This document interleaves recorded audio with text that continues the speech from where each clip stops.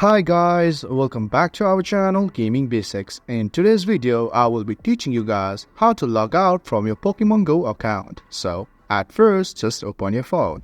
And as you open your phone, open your Pokemon Go app from wherever it is located. And as it opens, it takes a while to load depending on your internet speed. So, all you have to do is just wait until it loads. And as it loads, you are in this place as I am. So just stay in the place and click this Pokeball at the middle of your phone. And as you click it, this option pops up.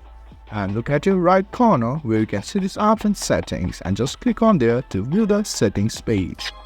And guys, as you view the setting page, just scroll down where you can see this option sign out, and just click on there and click on yes if you are sure you want to sign out the Pokemon Go account.